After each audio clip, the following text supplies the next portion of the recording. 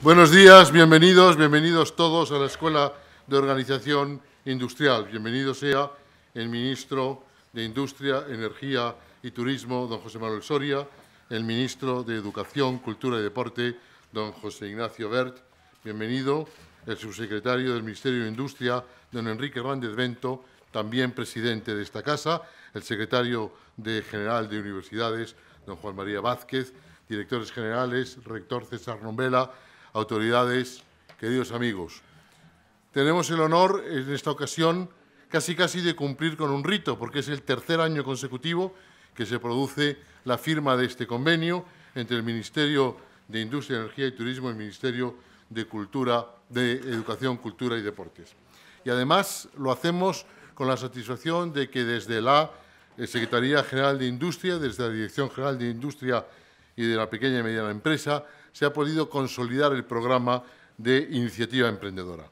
Este año hemos querido invitar a un emprendedor que no procede de nuestros orígenes, porque ya lleva siendo emprendedor algún tiempo más. Se trata de Jaime Calderón, que dejó su carrera, dejó aquello por lo que se había preparado, la abogacía, para dedicarse a cumplir un sueño, en este caso un sueño del sector de la restauración, y ha conseguido consolidar dos compañías absolutamente integradas en la sociedad española. El Grupo Blonda, por un lado, el Grupo Lobo, por el otro. En los próximos minutos, Jaime Calderón, el micrófono es tuyo.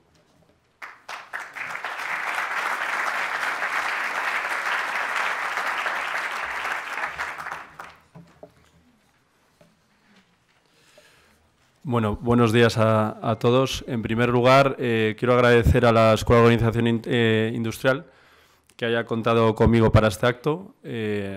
Normalmente este tipo de actividades salen de mi día a día y bueno, aunque no es lo mío, pero bueno, estoy encantado de poder participar hoy.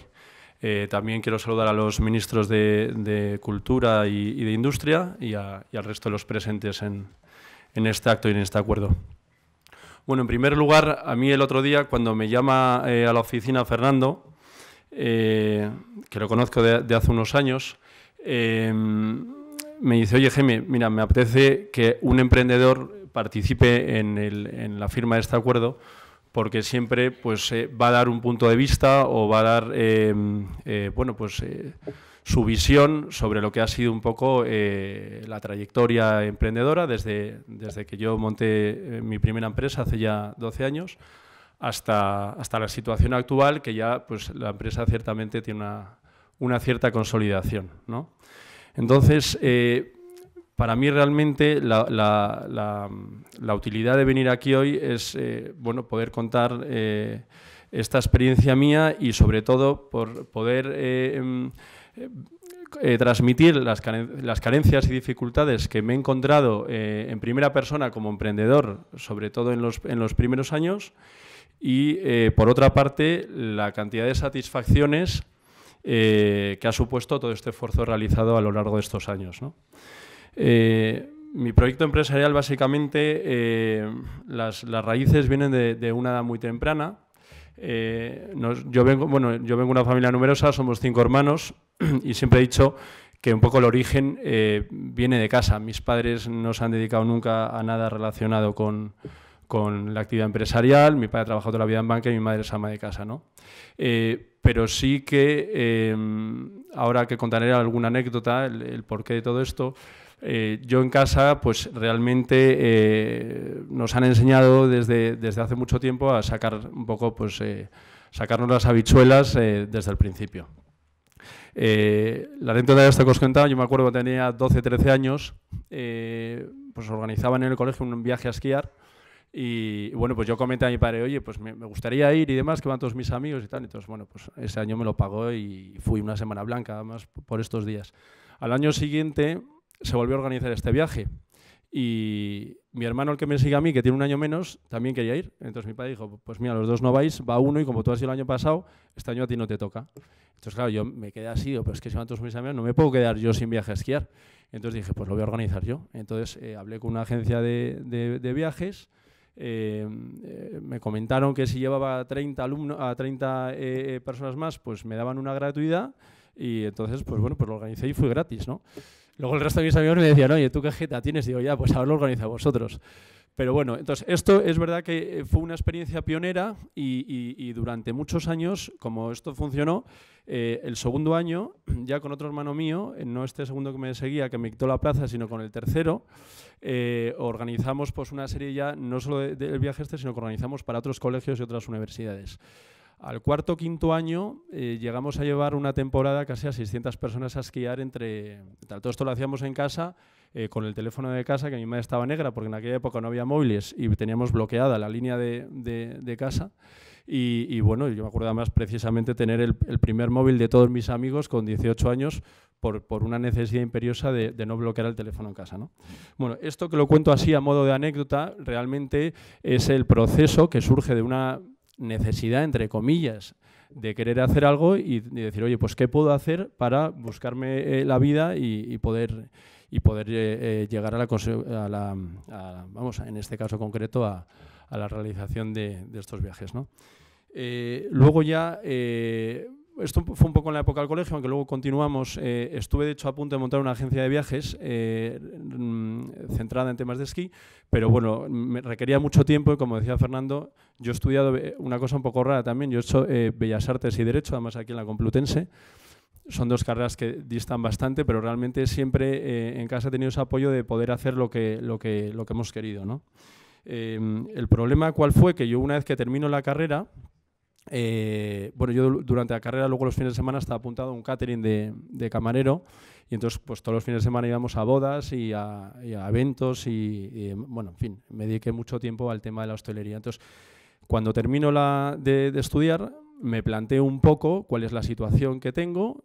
Yo había terminado de estudiar un par de años más tarde, al haber hecho las dos licenciaturas, que el resto de mis amigos, y pues realmente digo, es que yo en un despacho no me veo. Me encantaría montar un taller de estampación, que es lo que me gustaba más, pero requería una inversión muy importante y no venía al caso, no tenía ni dinero ni podía hacerlo. Y entonces dije, pero si yo lo que realmente llevo haciendo todos estos años es servir pues eventos de camarero, y además conocía a mucha gente en el sector, conocía muchos catering, tenía muchos amigos también que en la carrera se habían apuntado, y entonces decidí montar mi primera empresa. La primera empresa, además ahora que un poco viene un poco al caso todo esto de que estamos aquí, el acto de hoy, ¿no? De la formación y demás, realmente la monté porque era de lo que sabía hacer y además me divertía, ¿no? Entonces, en esta ocasión, pues decidí montarle esta empresa con capital muy pequeñito, esto que se llama Friends and Family, que te dejan un poco un dinero. En casa me dejaron utilizar una habitación ahí como despacho y bueno, y así empezó un poco la cosa. A día de hoy, y no quiero hablar tampoco ya más de un poco lo que es mi historia inicial, pero bueno, sí dos matices un poco de lo que es la empresa. Realmente eso, empezamos como empresa de camareros para servir de apoyo a otras empresas de catering. Enseguida yo vi que la necesidad y el negocio estaba más en la ejecución integral del evento. Y entonces, pues bueno, pues también en casa de mis padres al principio haciendo pequeños catering y luego ya enseguida a los 3 años me decidí a lanzarme a lo que es hoy el proyecto de La Blonda Catering.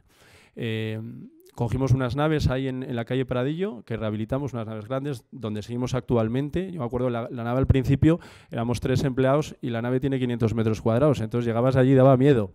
Pero bueno, es lo que nos ha permitido todos estos años desarrollar el proyecto y seguir creciendo al ritmo actual.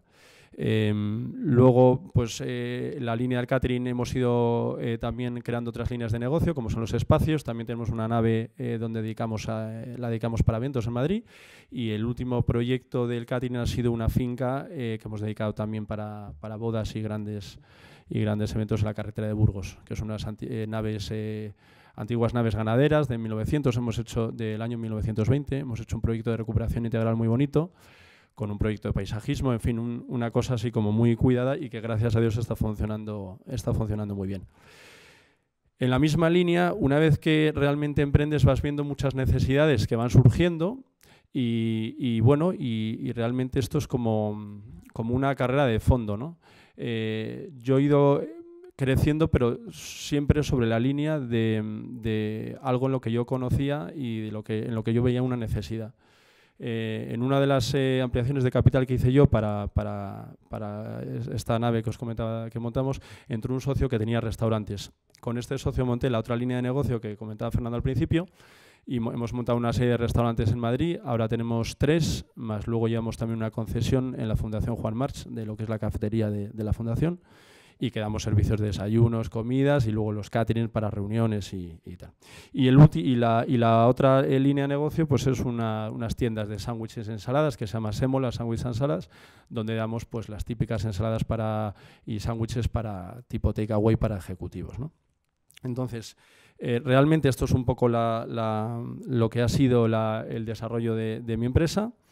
Hemos siempre apostado por la innovación como algo fundamental en un sector tan tradicional como el nuestro, y realmente pues hemos implementado tendencias que yo había visto en otros sectores al nuestro propio, ¿no?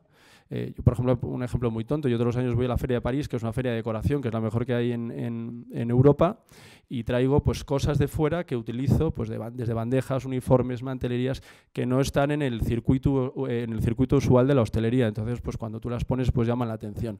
No tiene más historia que, bueno, realmente darle un poco un giro a las cosas que ya existen, ¿no? Y bueno, por último, en el tema de la empresa, comentar que yo la monté hace 12 años, en el año 2004, éramos 2 empleados, teníamos una facturación el primer año de 180.000 euros, y a día de hoy pues somos más de 60 empleados fijos en todo el grupo.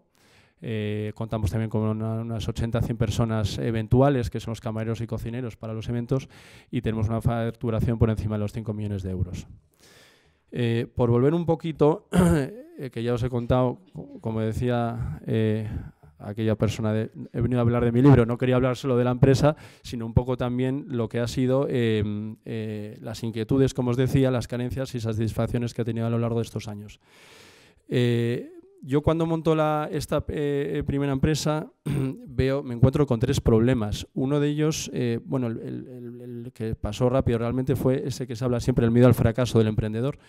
El miedo al fracaso en mi caso realmente ese miedo existía, pero era un miedo relativo porque yo tenía poco que perder, estaba recién licenciado, que para mí es el mejor momento de emprender.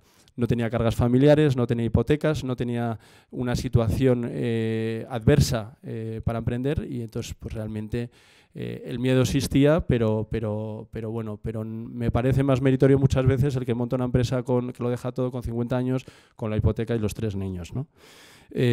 Por otra parte estaba el tema del choque social. Hace 12 años yo lo que veo es que en estos años ha cambiado un montón. Ahora se ve normal, es más, todo el mundo apoya el tema del emprendimiento. Sin embargo, antiguamente, pues cuando yo lo empecé, se hacía raro, ¿no? Era una cosa como rara eso de... Y por último, que viene al hilo del acto de hoy, es la falta un poco de conocimiento y experiencia en materia emprendedora. Esto yo creo que es fundamental, todas estas políticas que se están haciendo tanto desde la administración pública como desde el mundo privado, de incentivar la iniciativa emprendedora en las universidades, incluso en periodos anteriores en los colegios.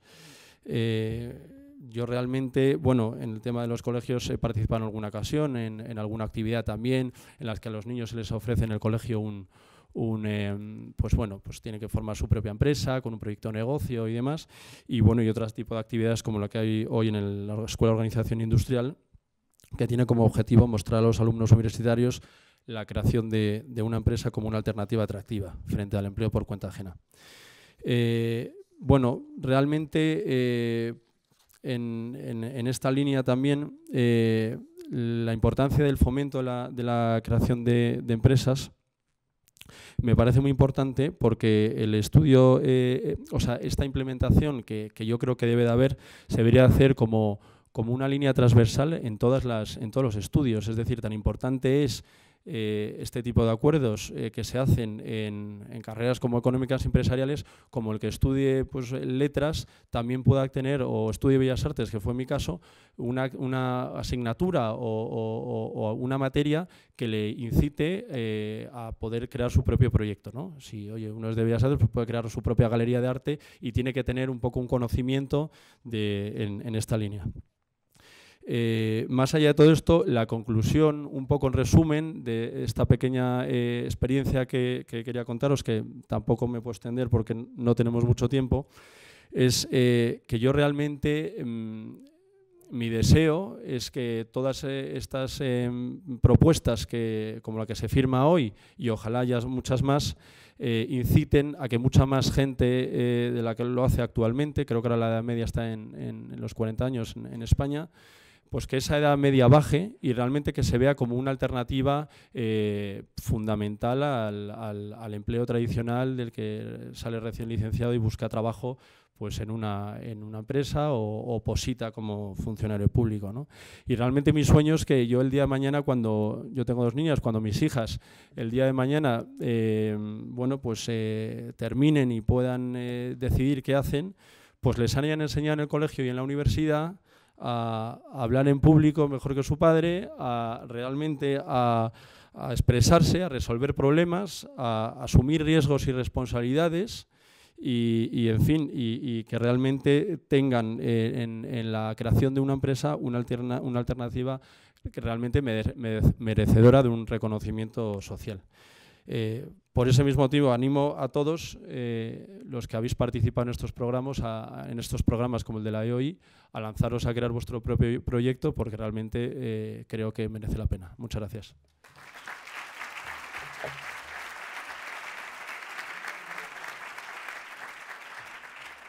Gracias por hacernos partícipe de tu experiencia. Ministro de Industria, Energía y Turismo, don José Manuel Soria, por favor.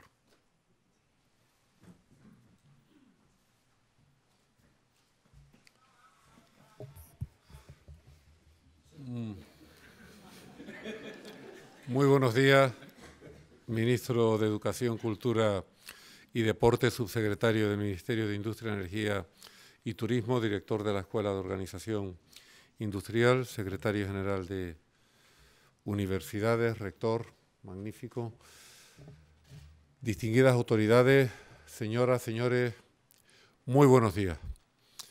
Hoy lo que nos convoca aquí es la firma de un convenio, es la tercera edición de este convenio que se firma entre 2 departamentos del Gobierno, el Ministerio de Educación, Cultura y Deporte y el Ministerio de Industria, Energía y Turismo. Y en ambos casos, por parte de cada uno de ellos, por sendos órganos de cada uno, la Secretaría General de Universidades y la Escuela de Organización Industrial. Es la tercera ocasión en la que se firma este convenio, que tiene como objetivo esencial, lo diré de una manera gráfica que se entenderá mucho mejor, el que en España pueda haber muchos casos como el que acabamos de escuchar de Jaime Calderón. Tal como Jaime nos acaba de relatar, no le fue necesario que hubiese convenios de esta naturaleza hace 12 años, cuando él se inició en su apasionante tarea como emprendedor. Pero no todos son Jaime. Hay muchos ejemplos, pero desde luego no todos tienen ese espíritu emprendedor. O muchas veces se tiene dentro, pero no ha habido una herramienta para sacar el espíritu emprendedor a tantas personas en general y particularmente jóvenes que lo tengan. Y por tanto el objetivo de este convenio es que personas que son universitarias o bien porque están estudiando el grado o bien están haciendo estudios de posgrado, que tengan ese espíritu emprendedor, pueda contribuir a través de este curso a que se le pueda sacar ese espíritu emprendedor y que lo intenten, pero que lo intenten no solo una vez, que lo intenten 2 veces, 3 veces o 4 veces. Jaime nos ha hablado de muchas cosas, pero nos ha hablado también del miedo al fracaso, que es probablemente una de las cuestiones, una de las mayores restricciones a la hora de emprender, muy latina, digámoslo, muy española, reconozcámoslo, el miedo al fracaso y, por tanto, casi mejor quedarme como estoy, no vaya a ser que esto vaya a resultar peor de lo que yo creía. Y, sin embargo, hay, muchos de ustedes seguramente lo conocen, una conferencia anual que se inició, por lo que sé, en Silicon Valley, pero que ya se celebra en distintas ciudades del mundo, que se llama exactamente The Failure Conference, que es la conferencia del fracaso y de los fracasados. ¿Qué ocurre en ese tipo de conferencias? Pues ocurre que los ponentes son emprendedores que tienen que tener como condición el haber fracasado al menos en una ocasión. Pero a esa conferencia también asisten inversores.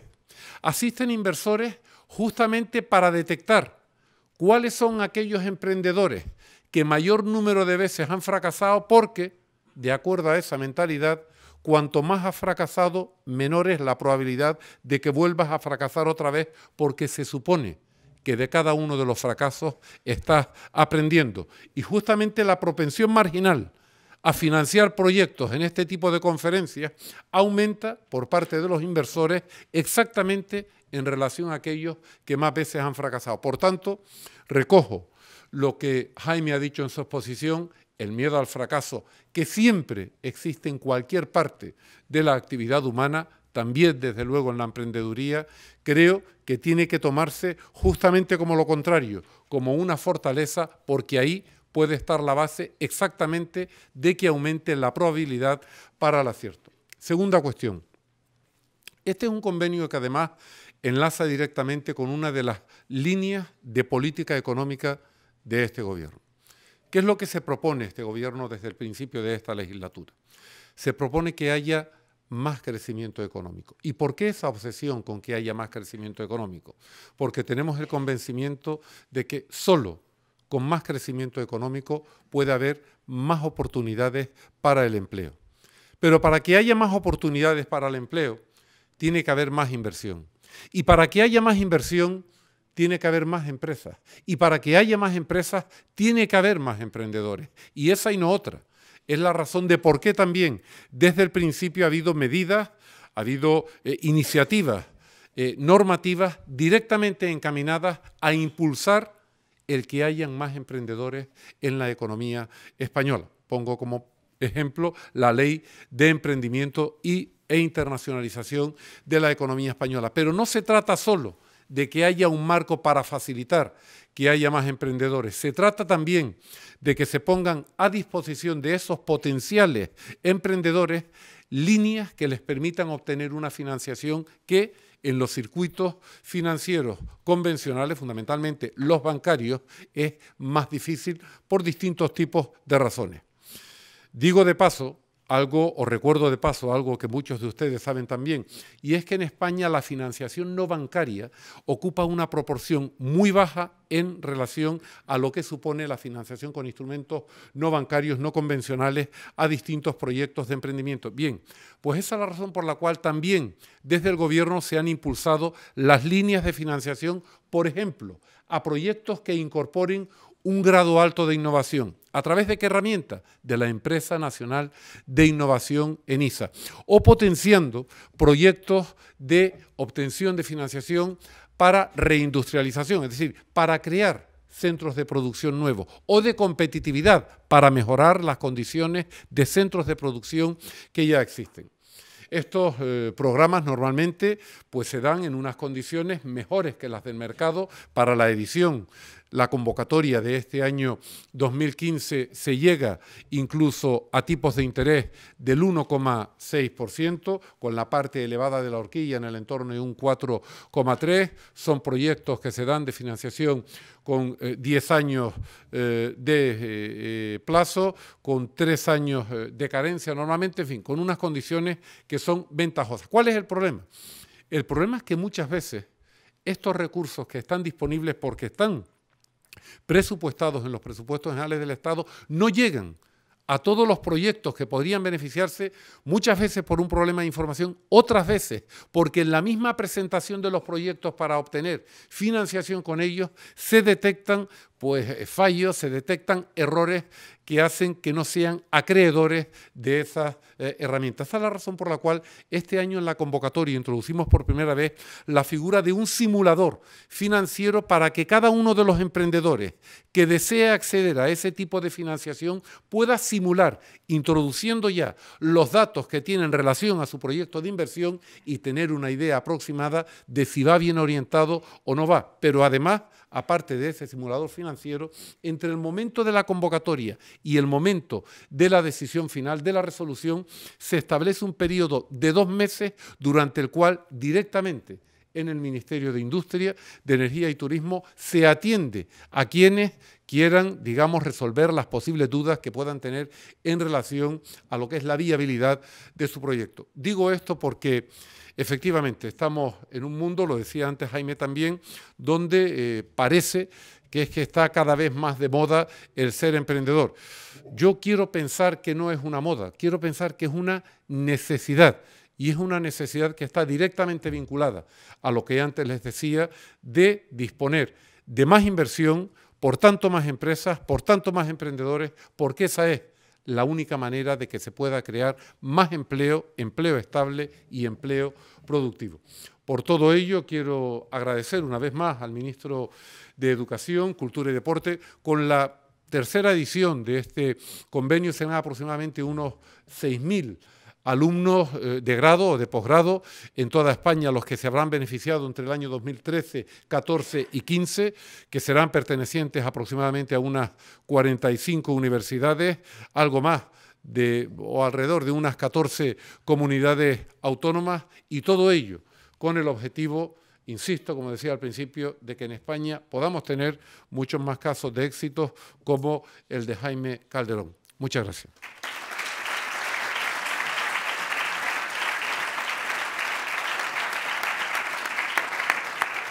Gracias, ministro. Ministro de Educación, Cultura y Deporte, José Ignacio Ver, por favor.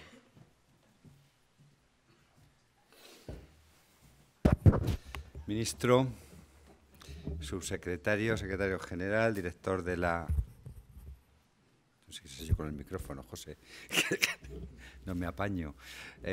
Secretario de la Escuela de Organización Industrial. Como ha recordado José Manuel Soria, este acto es la tercera edición de estos acuerdos y quizá para celebrar esta tercera edición nada más oportuno que comenzar en la Escuela de Organización Industrial con la cita de un gran industrialista, de Henry Ford, que decía que ir juntos es comenzar, mantenerse juntos es progresar y trabajar juntos es triunfar.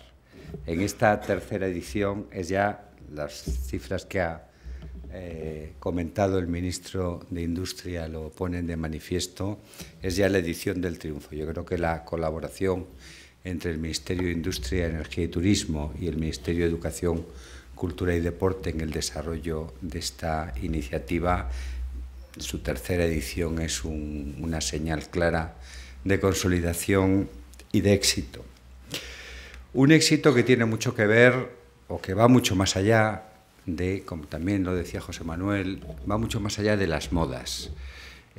Tiene mucho que ver con un cambio profundo que se tiene que producir en este país de alguna manera.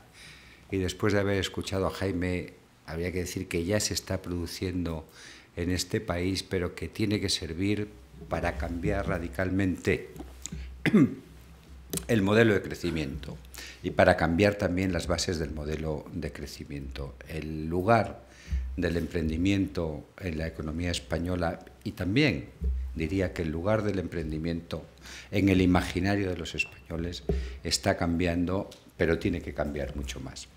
Os voy a dar a ese respecto alguna cifra. De acuerdo al análisis sobre la empleabilidad de los egresados universitarios que hemos llevado a cabo y cuyos resultados podéis encontrar en la web del Ministerio, 4 años después, y esto tiene mucho que ver con una cuestión que planteaba, yo creo que muy perspicazmente Jaime en su intervención acerca de el momento temporal de la vocación emprendedora. el hecho de que tradicionalmente en este país se ha considerado, excepto cuando se trataba lógicamente de negocios familiares o de continuidad de procesos de este tipo, digamos, el emprendimiento original se ha considerado más una operación de madurez que una operación de juventud.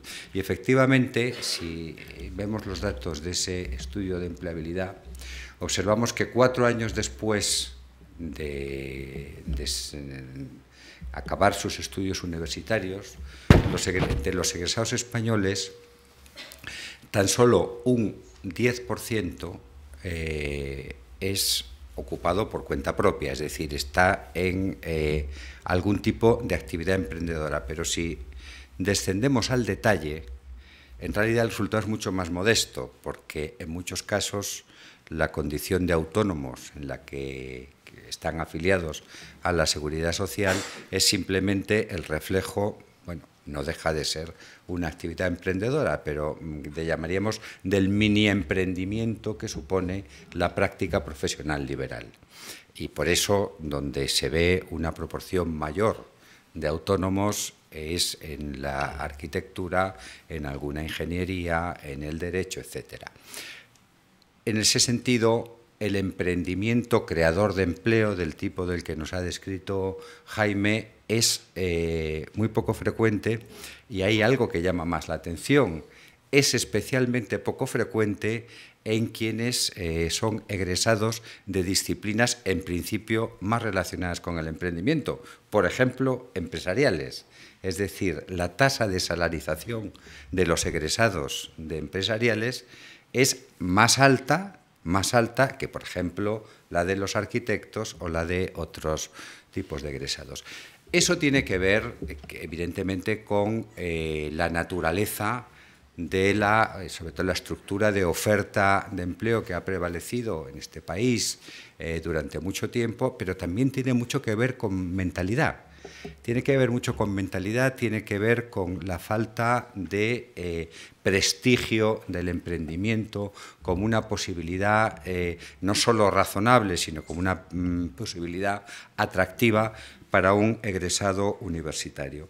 Y en eso, ciertamente, también lo ponía de manifiesto tanto Jaime como José Manuel Soria, el papel de la educación es extraordinariamente importante. Por supuesto, una iniciativa como la que hoy nos reúne y cuya tercera edición estamos poniendo en marcha, tiene importancia desde el punto de vista de facilitar al egresado universitario o a quien está a punto de serlo o a quien está perfeccionando después del grado o en fin, profundizando en sus estudios mediante su participación en un programa de máster o en un programa de doctorado, proporcionarle herramientas prácticas que le puedan servir para tomar en consideración la posibilidad de un emprendimiento. Pero la vocación emprendedora, y también en ese sentido la experiencia infantil, la experiencia primero como emprendedor individual y luego ya como emprendedor colectivo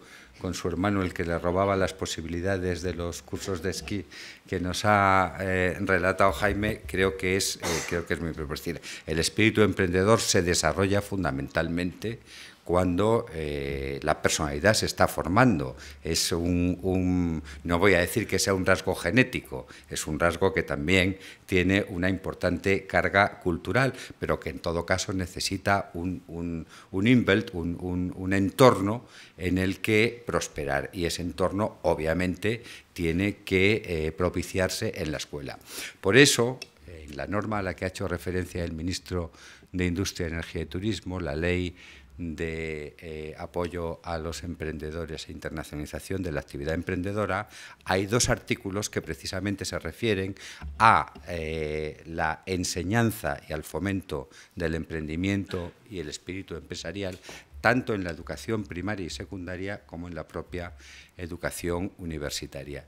Yo no comparto el entusiasmo del ministro de Industria por el fracaso, que eso es una una constante de que parece que es como muy motivador fracasar. A mí me gusta mucho más un ejemplo como el de Blondà, que es de triunfar a la primera, es mucho más eficiente desde el punto de vista de esos recursos. Ahora, si los inversores están dispuestos a incrementar su utilización del seed capital para emprendedores con un nutrido historial de fracasos, allá ellos. A mí me gustaría ver dónde han el aparato estadístico en el que sustentan esa arriesgada. Pero, en todo caso, es evidente, eso, en fin, también una cita de otro clásico, de Peter Drucker, diciendo que no existe ninguna experiencia de éxito detrás de la cual no haya un acto de valentía previo, es decir, alguien que ha tomado el riesgo, alguien que se ha atrevido a equivocarse y alguien que ha puesto en juego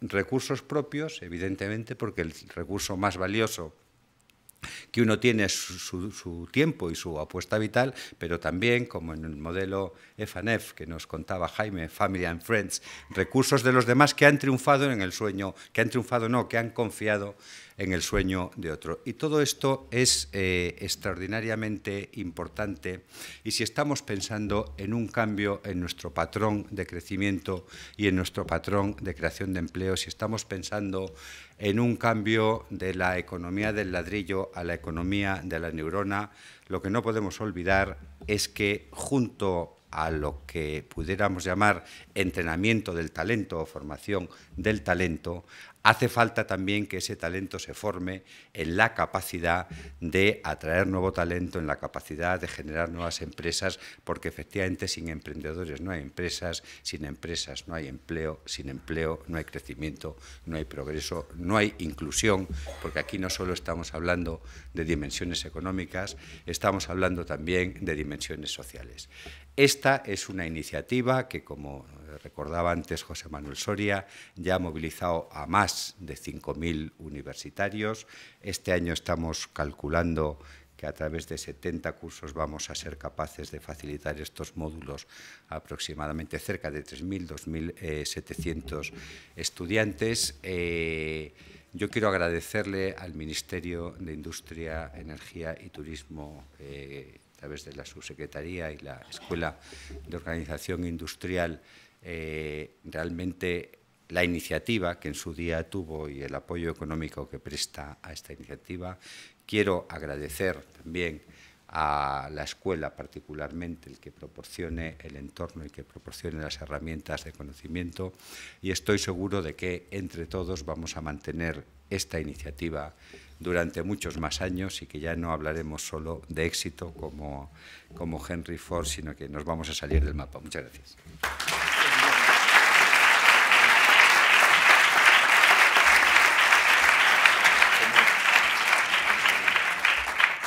Ambos ministros proceden a la firma del convenio.